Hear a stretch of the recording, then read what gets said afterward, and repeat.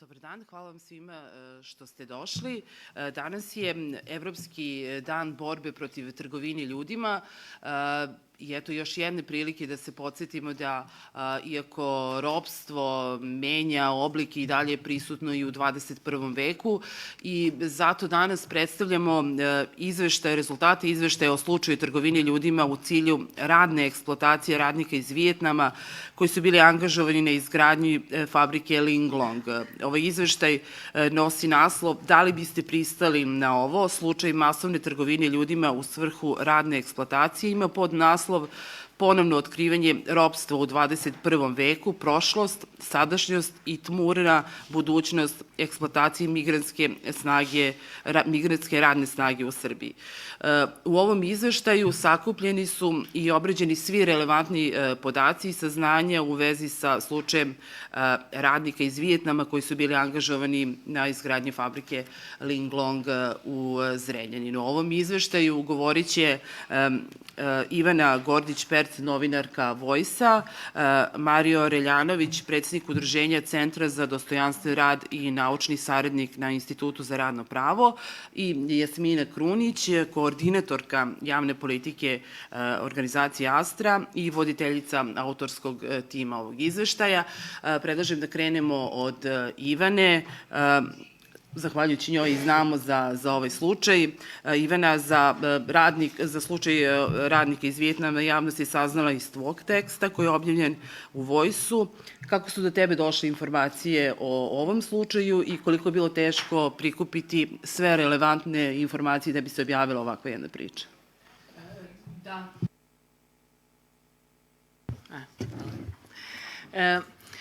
Pa došlo je zahvaljujući savesti nekih dobrih plemenitih ljudi u Zrenjaninu, zato smo mi svi saznali za ovu priču, a mi od početka pa evo do ovog trenutka godinu dana kasnije samo sakupljamo deliće te jedne strašne i surove priče koja nas je zatekla na samo nekoliko kilometara dalje od centra Zrenjanina.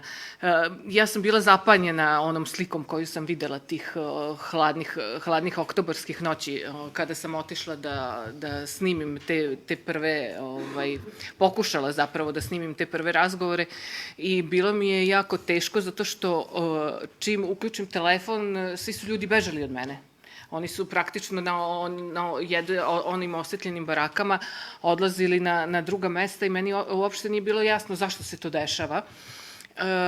I onda sam kasnije, kada sam prošla sve što sam prošla, shvatila da je to slikanje i to proganjanje zapravo bio jedan od načina da se ti ljudi potpuno prestrave i da ne komuniciraju sa ljudima.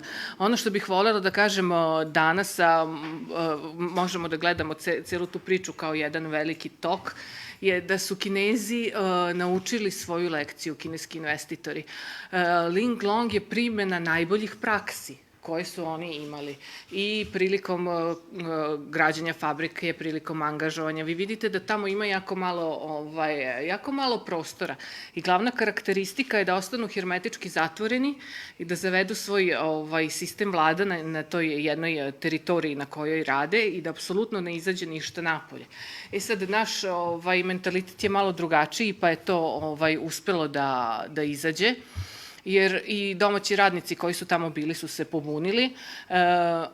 Ja sam otišla prva, posle toga sam otišla zajedno sa Ksenijom i zapravo zahvaljujući tom izveštaju i reportaži koju je uradila ekipa N1 je stvar eksplodirala.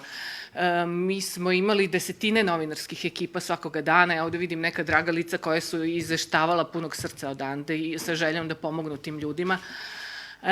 Ali šta god mi da uradimo, država je ostala nema. Znači, mi i godinu dana kasnije nemamo odgovore na neka od najvažnijih pitanja.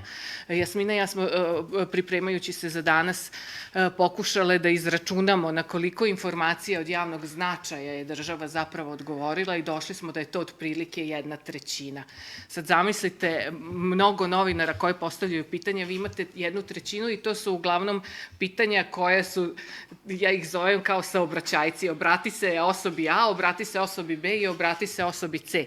Dakle, mi nemamo ni jedan konkretan odgovor na neka bitna pitanja, a ja sam stava da je to zato što bi država prihvatanjem činjenice da su ti ljudi u robovskom odnosu i statusu zapravo prihvatila svoje učešće u celoj ovoj priči. Eto, to je za početak, pa ako ima pitanja, ja ću rado odgovoriti. Hvala ti, Ivana, na ovom uvodu i o tome što si nam oslikala kako je došlo do toga da javnost sazna za ovu priču. Mario, vi ste analizirali ova dostupna dokumenta o pravnom položaju vijetnamskih radnika i šta se iz tih dokumenta moglo saznati? Kako su oni došli u Srbiju?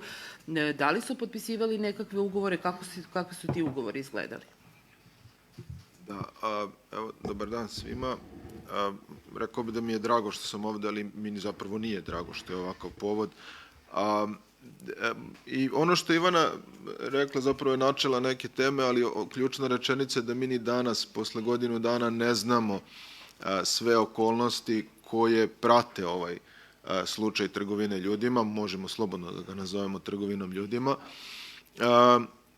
I osnovna dva pitanja koja su ostala po meni neodgovorena je kako su ti ljudi došli u Srbiju, znači kako su dobili radne vize, kako su dobili radne dozvole i da li su ih dobili, i koji je njihov, drugo pitanje, koji je njihov radnopravni status. Da li mi na njih uopšte možemo da primenimo zakone Srbije ili, kao što tvrde neke institucije u Srbiji, na njih ne može da se primeni radno pravo Srbije. Među ovim silnim pitanjima i odgovorima svakako za mene u pravnom smislu najvredniji je odgovor inspekcije rada. Inspekcija rada je vrlo detaljno u odgovoru Astri napisala šta je sve preduzela ili nije preduzela u tim ključnim mesecima, dakle od novembra otprilike do januara, februara ove godine, znači od novembra prošle do februara ove godine, i u tom periodu se može zaključiti da je delovanje inspekcije rada bilo vrlo, ja bih rekao, zanimljivo, a njihov odgovor je veoma šizofren. Dakle, ne postoji neka blaža reč da se to... On je prepun kontradiktornosti. Najprije inspekcija rada tvrdi da su radnici koji su zatečeni tamo uglavnom ili upućeni na rad od strane stranog poslodavca, kineskog poslodavca, dakle upućeni na rad u Srbiju, ili su se kretali kroz privredno društvo. To su, ako gledate Zakon o zapošljavanju stranaca, to su dve situacije od ukupno 4 vrlo retke situacije kada se na zaposlene ne primenjuje pravo Republike Srbije. Podrazumeva se da su oni, ako su upućeni ili ako se kreću kroz privredno društvo, došli na vrlo kratak period da obave neki određeni posao, da oni ostaju zaposleni kod stranog poslodavca i da u tom smislu mi na njih ne možemo da primenimo zakon o radu kao osnovni akt Republike Srbije kada je reč o radnopravnim propisima. Međutim, svi dokumenti do kojih smo došli, sve ono što sam ja analizirao u smislu sporazuma i ugovora koji su radnici iz Vijetnama potpisivali, govori protivno ovoj tvrdnji inspekcije rada. U samom odgovoru inspekcije rada nema ni jednog dokaza, dakle ne piše da su inspektori pronašli to i to, zbog čega su došli do zaključka da se na ove ljude ne primenjuje pravo Srbije. Mi sa druge strane imamo ugovore o radu koje su ti radnici zaključivali u Srbiji sa ogrankom kineske kompanije koja je registrovana u Agenciji za privredne registre u Srbiji, dakle koja je poslodavac prema Zakonu o radu, poslodavac u Srbiji, i na taj način su bili zaposleni u Srbiji. To su jedini primjeri koje smo mi pronašli kada je reč o pravnom osnovu angažovanja ovih radnika. Ono što je jako zanimljivo jeste da inspekcija rada protivreči sama sebi, jer par stranica kasnije u tom odgovoru stoji da od 353 radnika koje su oni evidentirali kod poslodavaca iz Vijetnama je samo 35 u tom trenutku imalo radne dozvole. To je 10%. 90% radnika u tom trenutku nema radne dozvole. 318 ljudi nema radnu dozvolu i radi ono što mi kažemo na crno. Dakle, ne postoji pravni osnov njihovog rada ovde u Srbiji. Postavlja se pitanje kako inspekcija rada može da zaključi da su to upućena lica ili se kreću kroz privredno društvo ako ne postoji radna dozvola. Šta su oni to onda pregledali? Da li su pregledali neku dokumentaciju koja ne ulazi u njihovu nadležnost, nego u nadležnost Nacionalne službe za zapošljavanje prilikom izdavanja radne dozvole, pa su zaključili da će verovatno biti izdata neka vrsta radne dozvole. To ne liči na inspekciju rada, oni se odriču nadležnosti kada su nadležni zaista, a kamoli da sebi ustanovljavaju neku dodatnu nadležnost. Naročito, budući da su njihovi odgovori usmereni ka tome da pravdaju poslodavca. Dakle, jedna vrlo čudna situacija u kojoj mi imamo 353 radnika, od kojih 318 bez radne dozvole. Sad se postavlja jedno logično pitanje, ako je procena novinara bila, evo Ivana će mi ispraviti, između 600 i 1200 vijetnamskih radnika, sami radnici su u nekim izjavama pričali da se njihov broj kreće između 700 i 1000, gde su ostali?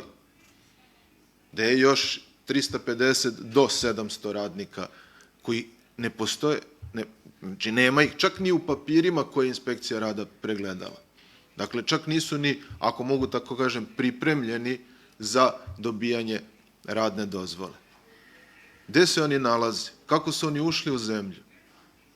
Zbog čega su ušli u zemlju? Da li su prošli kroz sistem Nacionalne službe za zapošljavanje, još važnije kroz sistem Ministarstva unutrašnjih poslova? Ako su prošli, na koju su vizu ušli? Kako su dobili radnu vizu ako nisu čak ni predviđeni za izdavanje radne dozvole? Ste dobili radnu vizu, morate da imate poslodavca u Srbiji. Vrlo čudna pitanja, odnosno vrlo čudna situacija, pitanja su normalna za postaviti kada vam nedostaje jako mnogo informacija.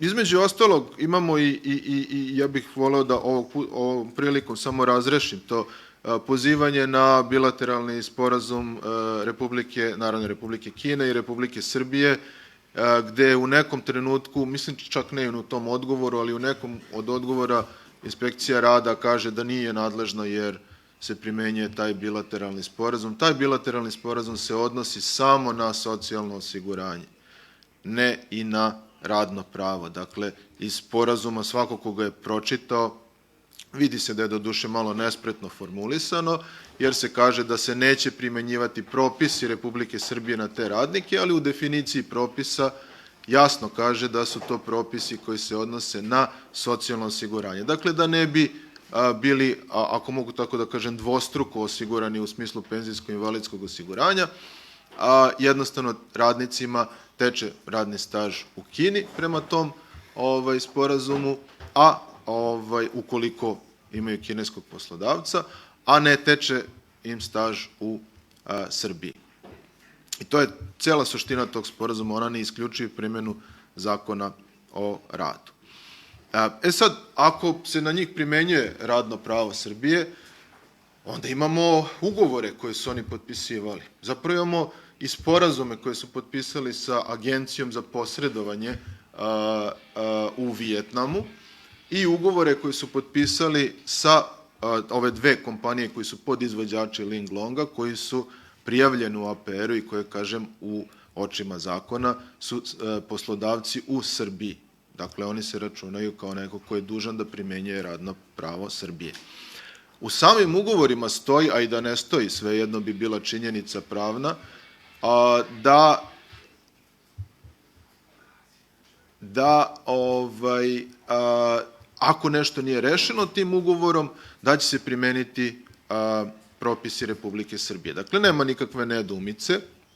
Taj uzorak ugovora je mali, u odnosu na tih 1000 i nešto ljudi koji su potencijalno ovde boravili, ali je dovoljan da se vidi nekoliko vrsta ugovora koji su veoma slični jedni sa drugima i na osnovu njih nema nikakve nedoumice da su u pitanju vijetnamski radnici koji su preko Agencije za posredovanje u zapošljavanju došli iz Vijetnama u Srbiju, ovde zaključili ugovor o radu sa kineskim poslodavcem koji je registrovan u Srbiji, dakle sa srpskim poslodavcem, i na koje se primenjuje radno pravo Srbije. Ti ugovori su katastrofalni. Dakle, nekoliko, ja sam čak i zapisao, nisam siguran da mogu da zapamtim šta sve nije u redu sa tim. Dakle, probni rad, trajanje radnog vremena, neplaćeni prekovremeni rad, neplaćeni rad neradnim danima, faktička nemogućnost korišćenja godišnjeg odmora, zabrana organizovanja sindikata, zabrana jednostranog otkazivanja ugovora od strane radnika. To su sve stvari koje su prisutne u tim ugovorima. Dakle, kažem, postoji više modela, ali suštinski se oni manje ili više oslanjaju na neki isti obrazac kojim se krši čitav niz prava ovih radnika. Kada se ti ugovori upare u nekoj pravnoj analizi sa onim sporazumima koje su oni potpisivali u Vijetnamu, a u kojima stoje neke neverovatne stvari. Znači, Astra je ozbiljna organizacija, ali kada sam prvi put video sporazum, ja sam mislio da je u pitanju šala. Dakle, tamo stoji da ako, ne znam, slučajno ukradete nešto ili šta je već stajalo, da će vam biti odsečena ruka, da se u Srbiji primenjuju šerijatski zakoni, mislim da se više ni u islamskim zemljama ne primenjuju takve vrste zakona. I još niz nekih stvari koje ukazuju na ono što je Ivana malo pre rekla. Dakle, oni su bili zastrašeni da ni po koju cenu ne stupaju u kontakt sa lokalnim stanovništvom, jer smo mi neki krvoločni, krvožedni ljudi koji će im na najmanji prekršaj verovatno nešto jako loše uraditi. Druga stvar u tim sporazumima, zapravo nekim izjavama koje su oni potpisivali, jeste da su oni obavezivali na da isplate ogromne cifre, nešto tipa ugovorne kazne ili naknade štete, u slučaju da se vrate pre isteka ugovora u Vijetnam. I čak su tim sporazumima obavezivali svoju porodicu, ako se oni ne vrate, da je porodica dužna da to... To je jako važno zbog, možda će Jasmina kasnije pomenuti, zbog utvrđivanja njihovog faktičkog položaja. Dakle, ako nekoga ucenite time da mora da vrati nenormalno visoku cifru ili njegova porodica praktično u Vijetnamu ispašta zbog toga, onda ste vi njega praktično prinudili da ostane tu gde jeste, bez obzira na uslove rada.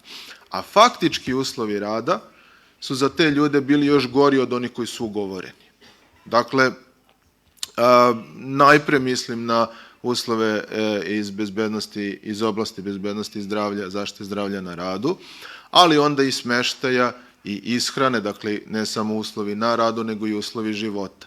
Ono što je karakteristično jeste, ja zaista ne znam u koje ugovore inspekcija rada imala uvid, ali ovim ugovorima se poslodavac obavezao da će obezbediti ishranu i smeštaj ovim ljudima. Dakle, kada inspekcija rada kaže mi smo tu nadležni za bezbednost i zdravlje na radu, ali nismo nadležni ni za šta drugo, opet nije tačno, zato što se smeštaj i ishrana smatraju radno-pravnom obavezom poslodavca u kontekstu ispunjavanja ugovora, to je prvo, i drugo, bolestan, neuhranjen, umoran radnik je rizik u procesu rada. I logično je da se zakonom, odnosno kasnije ugovorom, stavlja akcenat na kontrolisanje tih uslova života koji su povezani sa uslovima rada. Ništa od toga nije bilo predmet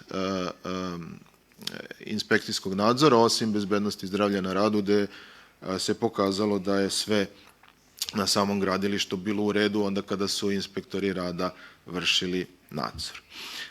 Ja bih ovde stao, mogu da napomenem ono što je i Ivana rekla, dakle, ovo izlazi iz radno-pravnog dela i ta neodgovorena pitanja ukazuju na krivičnu odgovornost ljudi koji postoje negde u institucijama imenom i prezimenom. Mi ta imena ne znamo, naravno, ali recimo, da ponovim, kako su ti radnici dobili radne vize ako nije poštovana procedura zapošljavanja stranih radnika? Da li je neko u Nacionalnoj službi za zapošljavanje video ugovor ili nacrt ugovora koji je po zakonu obavezan poslodavac da prosledi Nacionalnoj službi pre izdavanja radne dozvole?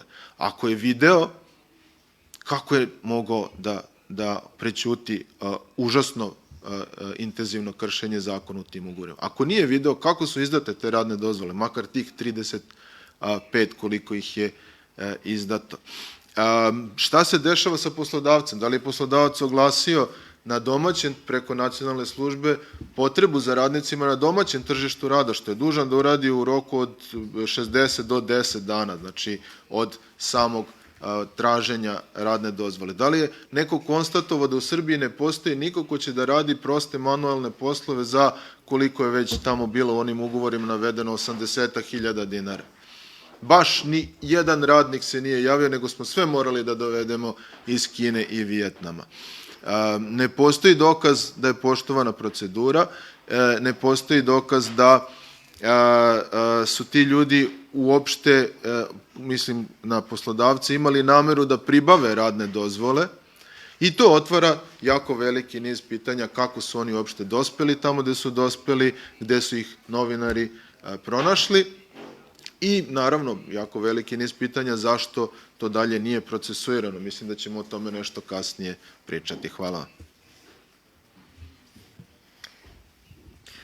Hvala, Mario. Jasmina Astra čitav slučaj prati od samog početka.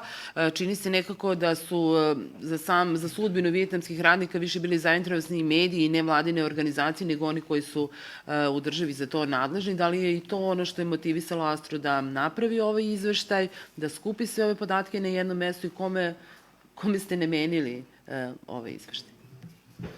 Hvala, da, to je dobro pitanje.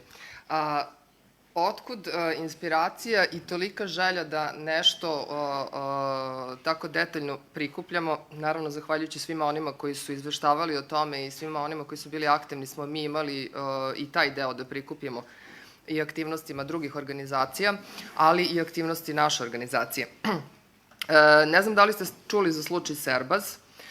To je slučaj radne eksploatacije radnika Makedonije, Srbije i Bosne i Hercegovine, koji je konačno dobio epilog na Evropskom sudu za ljudska prava, gde je u slučaju Zoletić protiv države Azerbejdžan odlučeno da država Azerbejdžan nije sprovela delotvornu istragu i da je na taj način, kako bih rekla, uskratila prava radnicima koji su bili eksploatisani na tadašnjem gradilištu i tom odlukom određen broj državljana Bosne i Hercegovine su na neki način dobili da je neko prepoznao da oni jesu bili žrtve trgovine ljudima u svrhu radne eksploatacije i da su dobili neku novčanu nadoknadu posle nekih 13 godina. Jedan od dokumenta koji se spominje u obrazloženju odluke Evropskog suda za ljudska prava je izveštaj koji je Astra napisala tada, zajedno sa još dve organizacije iz regiona. Međutim, i nama je to bila jako velika inspiracija.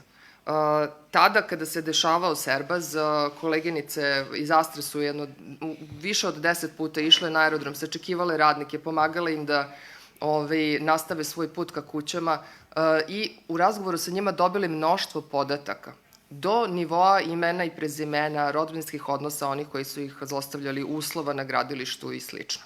I eto, to je prepoznato kao validan dokaz i navedeno ima u odluci Evropskog suda za ljudska prava 27 puta se spominje Astra i Astrin izveštaj se citira u 10 paragrafa.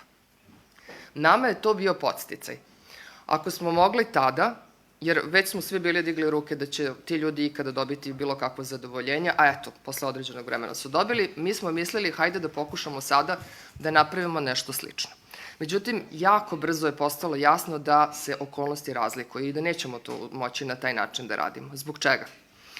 Zbog toga, između ostalog, što su uslovi u kojima su ti radnici zatečeni, njihov nivo prestrašenosti, nepoverenja, zatvorenost, u momentu kada je sprovedena prva poseta, oni su bili i gladni i bilo im je hladno i bili su potpuno bez ikakve trunke poverenja u bilo koga. I nastavno što nisu baš mogli da izađu kad su hteli. U toku daljeg rada mi smo ostvarivali kontakte sa njima i to ću vam reći malo kasnije, ali hoću da vam kažem u čemu je bila razlika. Najpre imali smo, u Serbazu su bili naši radnici eksploatisani na teritoriji države Azerbejdžan. Sada imamo veliki slučaj, masovni slučaj radne eksploatacije na teritoriji Srbije, na sat vremena od Beograda, gde su žrtve radnici Vijetnama. I sad, kao Vijetnama? Do Vijetnama treba, malo je teško zamisliti ako kažemo da treba 24 časa avionom. Ali ako biste povukli pravu liniju od Srbije do Vijetnama i vozili 93 sata bez prestanka auto, toliko vam treba da stignete do Vijetnama. Dakle, odakle ljudi iz Vijetnama u Srbiji, evo Mario je dao odličan pregled šta je sve tu falilo formalno u svemu tome, ali prvo početno pitanje, zašto baš iz Vijetnama? Dalje, rekla sam da je rad bio otežan zbog toga što oni za početak nisu mogli ni da izlaze iz smeštaja u kome su bili. Postojala je jako velika prepreka, još uvek postoji, a to je jezik. U regionu ne postoji prevodilac za vijetnamski, pritom ne postoji jedan vijetnamski, oni govore više dijalekata i nemoguće je naći nekoga ko je stručan za to. Mi smo se snalazili i oni su, i radnici su se snalazili. Eto, još jedna razlika u odnosu na Serba slučaj naprednije tehnologije koje su omogućile radnicima da nas kontaktiraju preko Facebook Messengera, preko Vibera, i da na taj način oni nama šalju poruke na vijetnamskom, mi ih prevedemo na srpski, pa potom odgovorimo, pa onda mi njima prevedemo na vijetnamski, pouzdajući se u Google Translate, jer je to bila jedina opcija koju smo imali. Šta smo mi, dakle, onda odlučili da radimo? Videli smo da neće biti moguće da svoj posao, a Astra je organizacija koja se bavi borbom protiv bilo kakvih oblika eksploatacije, i vodimo telefon za nestalu decu. Dakle, i bavimo se radnom eksploatacijom. Evo, reći ću vam, sticajem okolnosti, pre 10 godina je bila prva konferencija, međunarodna konferencija koju je Astra organizovala, koja se ticala borbe protiv radne eksploatacije. Jer smo već tada videli da dolaze neki trendovi, međutim, mislili smo da će mnogo veći broj slučaja biti naših radnika koji su radno eksploatisani negde u inostranstvu. I taj trend se jeste nastavio.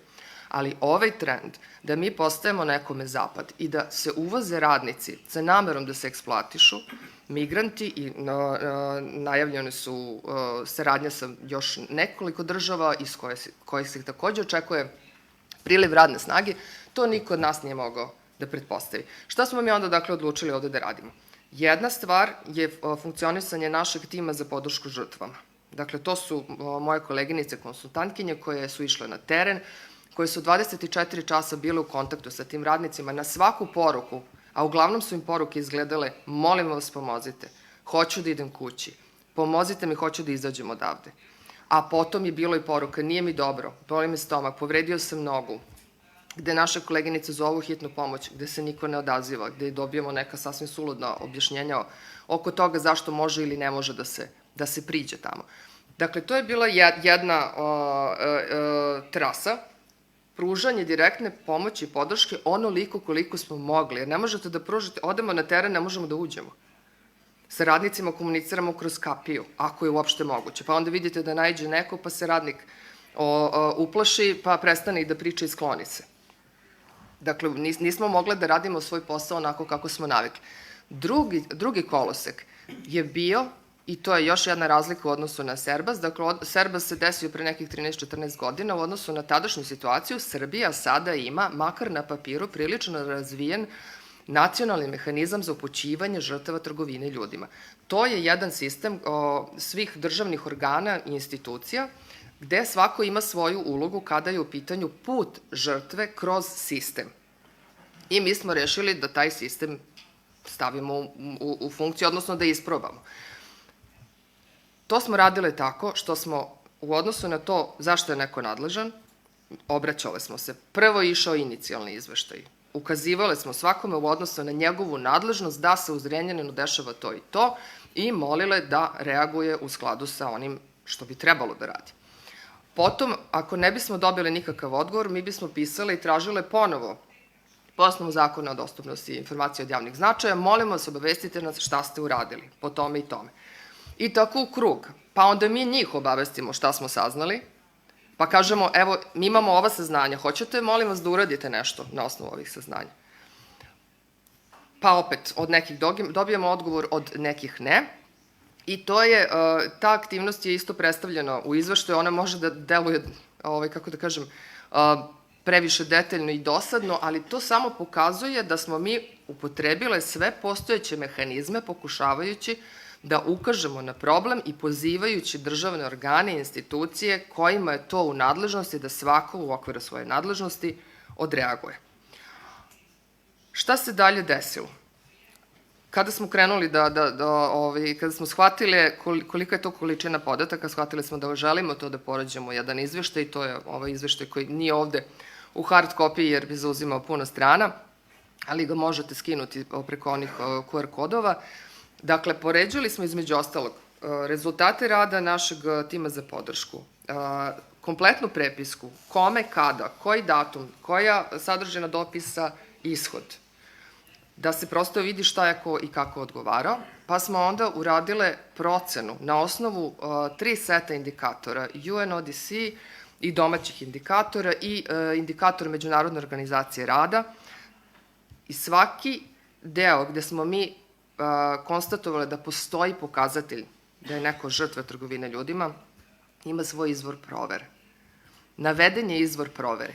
Dakle, da li je to izveštaj, da li je to ugovor, da li je to terenska poseta, da li je izvor razgovor sa žrtvom.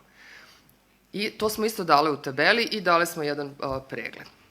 Ovaj izveštaj sadrži jedan deo koji nije trebalo da sadrži na početku, jer naša ekspertiza je borba protiv trgovine ljudima, mi se ne bavimo širom politikom, ali smo negde shvatile, pokušavajući da saznamo kako se to desilo, ko su sve akteri, odakle sada takva priča na teritoriji Srbije, mi smo u stvari saznale da ova priča ima svoju predpriču i ona je tako i predstavljena u izveštaju, da su lokalne organizacije u Zrenjaninu bile vrlo aktivne i pre nego što ovaj slučaj dospeo u javnost, da su pokušavale na sve moguće načine, takođe koristeći sve zakonske načine, da ukažu na razne nepravilnosti i da je to prosto palo, što bi rekli Englezi, na gluve uši. Znači, niko nije odreagovao, čitava priča je nastavila da se razvija onako kako su očigledno investitori i država planirali. Kako? Vi ste pričali kraće, ja ću. Hvala. Evo sad ću. Dakle, dolazimo do još jedne velike razlike u odnosu na Serbaz. Serbaz je tada, kada se desio, imao je nekoga odjeka u međunarodnoj i na nacionalnom nivou. Ovo što se desilo je najpre zahvaljujući lokalnim aktivistima, nacionalnim organizacijama civilnog društva, medijima, akademskoj zajednici, stručnjacima, je jako brzo dobio epilog u pominjanju Evropskog parlamenta u rezoluciji koja je donesena decembra. I to je nekako pokrenulo jednu lavinu međunarodnih izveštaja i izveštaja međunarodnih institucija i organizacija koje upozoravaju Srbiju na slučaj, svaka sa svog stanovišta, neki kažu inspekcija za rad nije uradila svoje, neki kažu država nije sprovela delotvornu istragu ili nije, u stvari, nije ni probala. Tako da mi sada imamo, evo, zaključno sa, neću vam nabrajati te izveštaje, jedan deo njih postoji u izveštaju, a novi, koji nisu pomenuti, su izveštaj američkog State Departmenta, takozvani TIP report, gde je Srbija posle 4 godine stagnacije spala. Dakle, stavili su nas na listu za posmatranje upravo zbog slučaja potencijalne radne eksploatacije radnika iz Vijetnama I poslednje, pre nekoliko dana je objavljen izveštaj o napretku Srbije ka Evropskoj uniji, gde se na 2 mesta pominje ovaj slučaj. Tako da mi očekujemo da će se nešto desiti. Mislim da je ovde sad vreme da zahvalim i svima koji su negde pomagali da sve ovo, jer slučaj je vrlo veliki, kompleksan i verovatno iscrpao resurse i lokalnih organizacija i medija i nas koji se bavimo time direktno, a sva ta reakcija koja dolazi i od međunarodne zajednice i od naših kolega i koleginica iz medija, iz drugih organizacija, negde drže sve nas da prosto ne padnemo. Ishod neće biti isti kao u Serbazu. To je jasno. Znači, ovo neće na taj način završiti na nekom sudu i ti ljudi koji su bili eksploatisani novembra, decembra, januara, februara, sad, evo, što kaže Ivana, sad će godinu dana, oni su se, većina njih se odavno vratila u Vijetnam. Ali, čemu služi ovaj izveštaj? Služi tome da pokušamo da podstaknemo našu državu, da reaguje, da se ovakvi slučajevi ne bi ponavljali. Jer očigledno je da se trend toga da naši radnici, naši stručni radnici odlaze na zapad, figurativno ne mora biti baš konkretno zapad, a da mi postajemo teren gde će dolaziti radna snaga sa Bliskog i Dalekog istoka. Dakle, ovakve situacije moraju biti sprečene. Kao što se Astra trudi da pruže podršku i štiti i naše radnike koji kada odu u inostranstvo upadnu u slučaj eksploatacije, tako mislimo da i na teritoriji naše države mora da postoji sistem i da ovakve stvari prosto ne mogu da se dese. Ja sam se ponovo, što bi se rekla, doživjela sam ponovnu traumu slušajući Marija koji je ukazivao na sve ono što nije valjalo kada je u pitanju postupanje, kako su ti ljudi došli i dalje moguće da vi sa tolike daljine dovedete takav broj ljudi i da ih na takav način zloupotrebljavate. Dakle, rekla sam, ishod ne možemo da očekujemo da bude isti, ali opet imamo nadu da će se nešto desiti, jer ovaj izveštaj je nastavio, on živi negde svoj život. Mi smo englesku verziju poslali još pre nekog vremena, jer je originalno pisan je na engleskom, jer se ispostavilo da nam je zainteresovanija publika koja govori engleski nego ova naša, naravno da mislim na naše organe. I Astra preduzima čitav set akcija sa ovim izveštajem.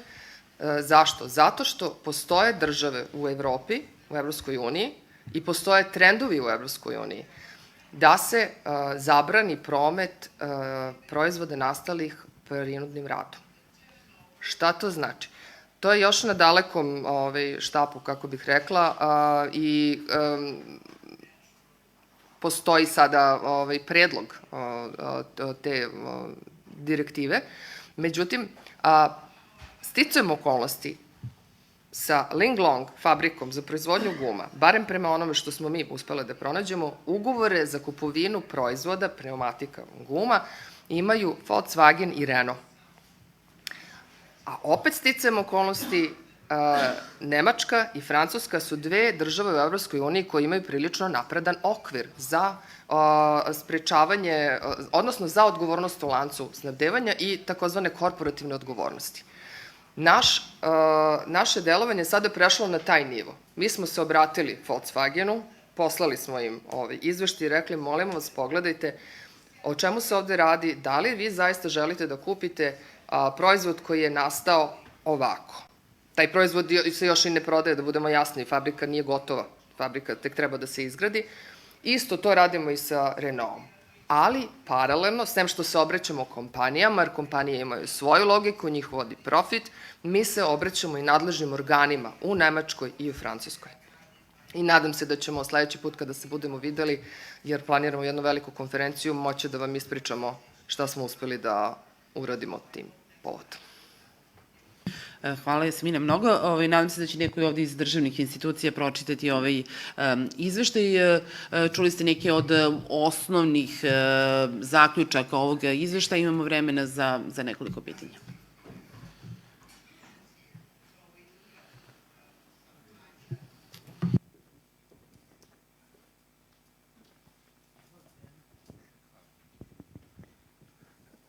Dobar dan svima. Radi. Jel? Hvala vam na ovom izvještaju i uopšte što ste radili i pratili čitav ovaj slučaj.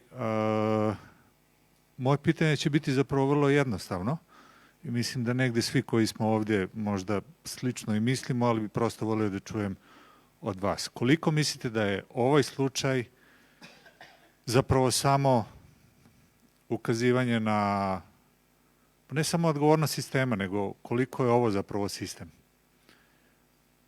Jer pitanje je da li i koliko znamo za još ovakvih slučajeva i veliko je pitanje naravno šta će se dešavati u budućnosti. Vidjeli smo eto na osnovu nepostojanja gotovo odgovora od strane države i državnih organa ili ako su postojali da su zaista bili minimalni, da gotovo da postoji neka vrsta prećutnog saglasja da je ovako nešto moguće u ovoj državi. Hvala.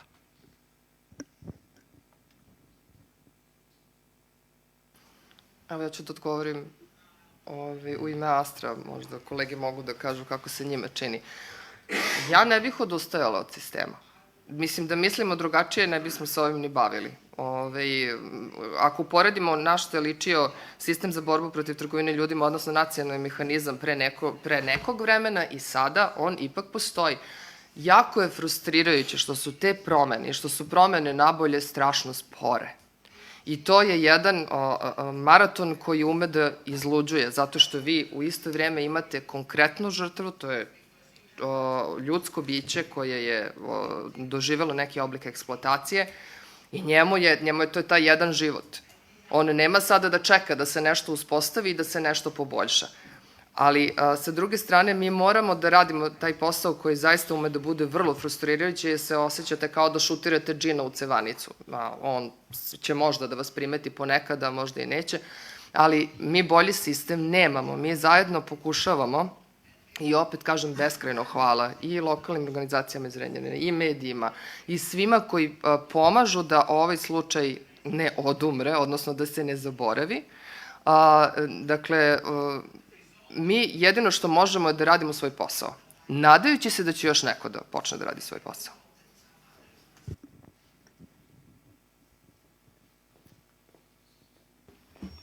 Evo, mogu ja da se pridružim. Pitanje je šta je sistem? Da li je sistem ono što piše u zakonu ili ono što doživljavamo? To je kod nas, čini mi se, u Srbiji večito pitanje. Kao što je Jasmina rekla, postoji sistem, ajde da ne idem u taj deo zaštite od žrtava trgovine ljudima.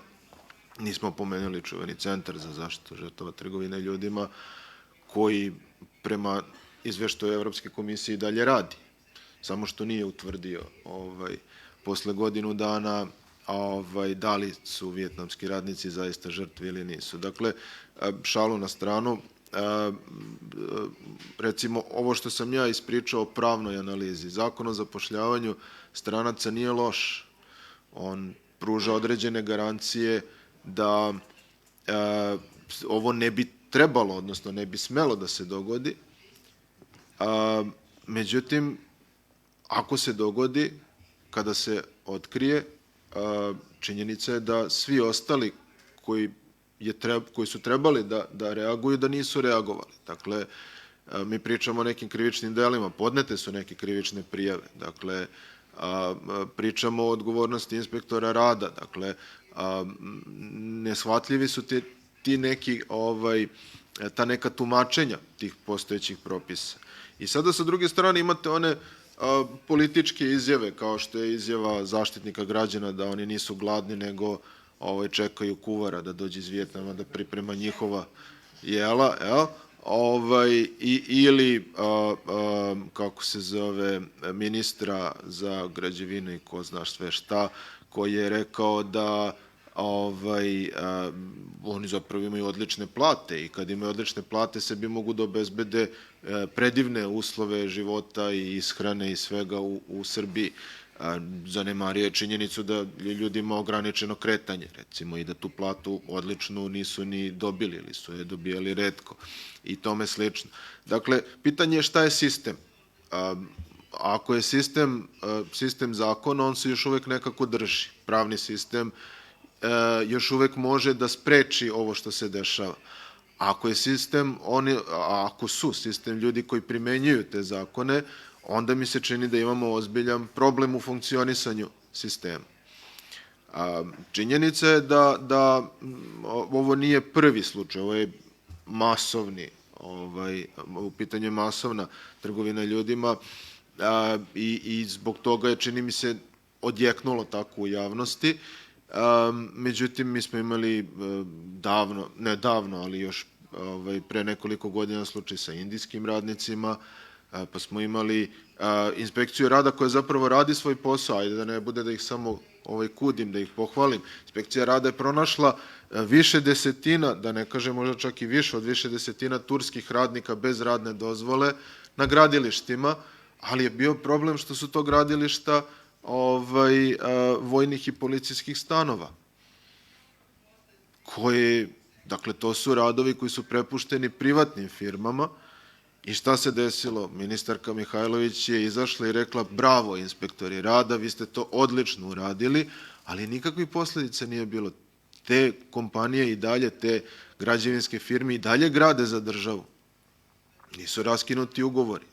Tu se primećuje, čini mi se, jedna šema gde politika zalazi, da ne kaže neki drugi interesi, zalaze u primenu prava, ali dok god nemamo dokaza za to, ne mogu sada da kažem da je to neko koruptivno krivično delo, nego ću umesto toga reći, eto, možemo da uočimo neku šemu ponašanja ili ne ponašanju politički osetljivim slučajevima kada je reč o primeni radnog zakonodavstva, čini mi se i krivičnog zakonodavstva. Tako da, pitanje da li ovo sistem nije.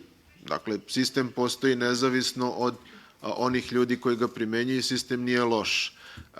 Čini mi se da su ovde problem politike koje idu ka tome da se nadomesti nedostatak radne snage po svaku cenu uvozom što jeftinije i što ranjivije radne snage, koje onda rezultira ovime što smo imali. Toliko za sad. Ti i ja kad god pričamo uvek nekako dođemo do toga jel smo ljudi ili nismo ljudi. Pa mogu da nastavim tamo gde sam stala kad smo se rastali o industrijskoj zoni u Zrenjaninu kada si ti izveštavao. I to je bila zapravo poslednja od rečenica koje smo razmenili. Ovaj izveštaj je napravio paralelni sistem, a napravio ga je paralelni sistem koji je sačinjen od aktivista iz civilnog sektora, medija i pojedinaca koji su imali hrabrost da izađu u javnost.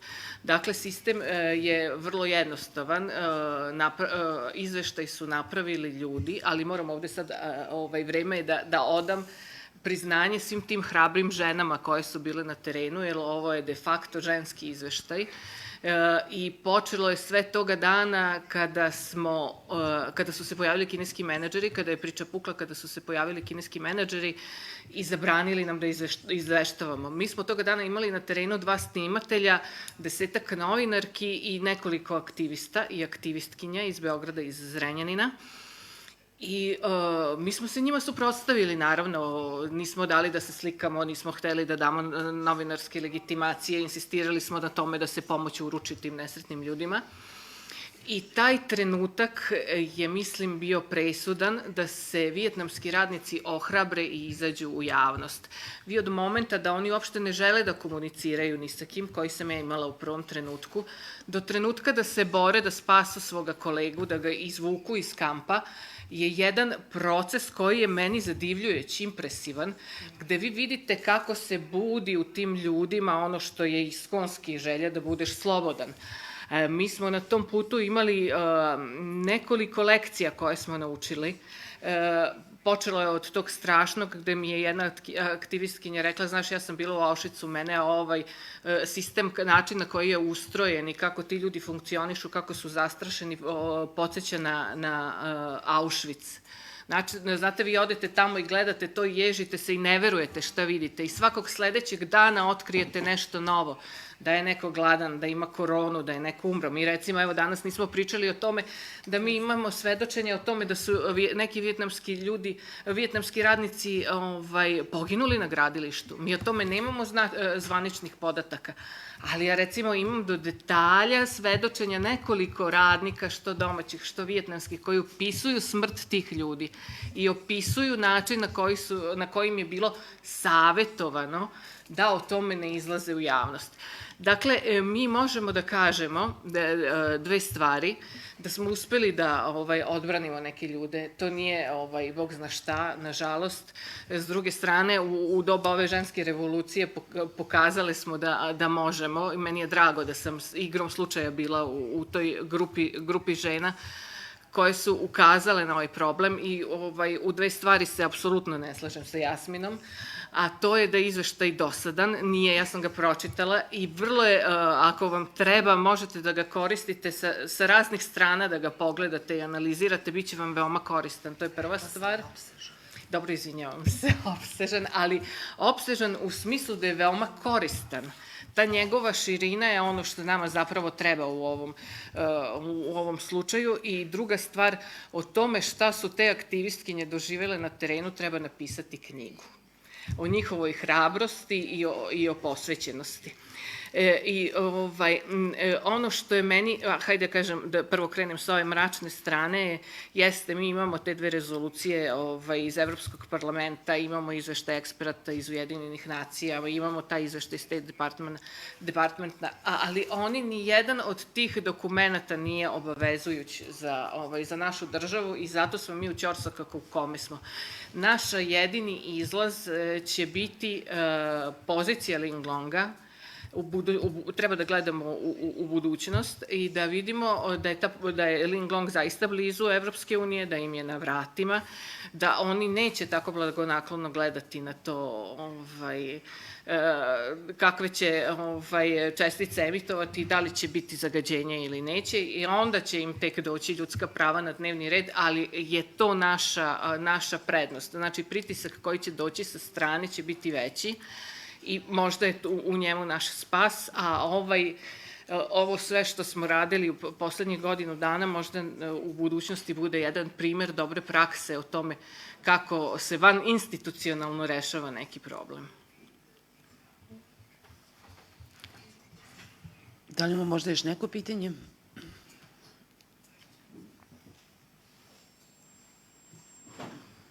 Ako nema, to je hvala mnogo što ste bili i čitajte izveštaj.